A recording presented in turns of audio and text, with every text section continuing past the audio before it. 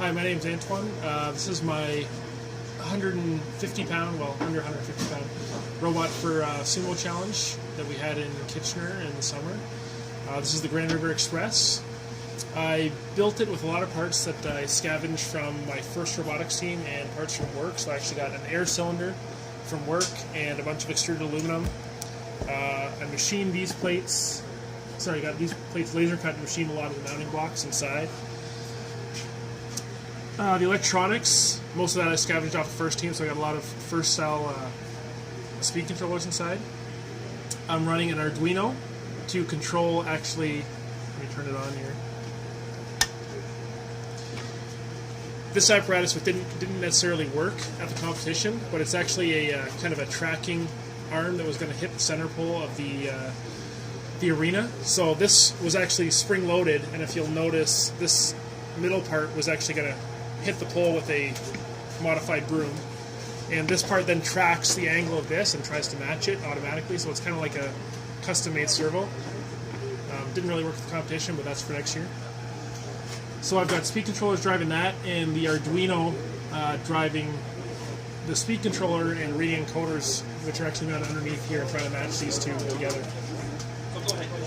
Outside of that, I've got a compressor driving, powering some solenoids for this lifter here, as well as there's a 2-speed shifting gearbox, which is a first component. So First Robotics is a high school competition. Show you guys that here. So basically on the remote, I'm going to trigger a relay, which is going to power the solenoid and then drive this cylinder up. And you hear the compressor turn back on, so that's actually, once it feels that it's under 90 psi, there's just a pressure switch that drives the compressor on. As soon as it hits 90 psi, it'll turn off again.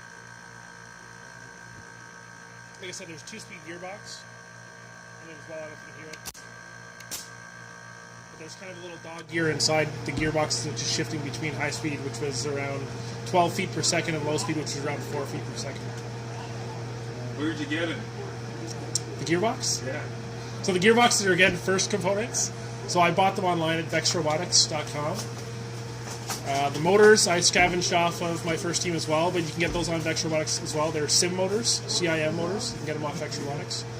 Half the stuff on here you can get off Vex Robotics. These solenoids I got online at Automation Direct. I think they're about $25 each, so they're pretty cheap. The cylinder I said was scavenged. This is a motor from like Princess Auto. It's just a 12-volt motor from Automotive. All these sprockets and chain and everything are Vex Robotics as well. Probably about $5 a piece here. Like I say, it's not actually that expensive. What's one? Tips. Tips? Tips. These side plates are laser cut. I got them for about $45 a piece. So by the time, and this is 1/4-inch aluminum, 6061 aluminum. By the time you probably go and buy this at metal supermarkets and bring it home and set it up and machine it and everything, you're probably going to be way over that in your own time. I send this out.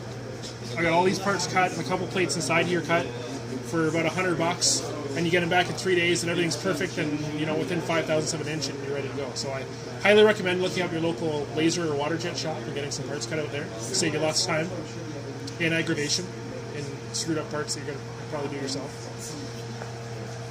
Okay.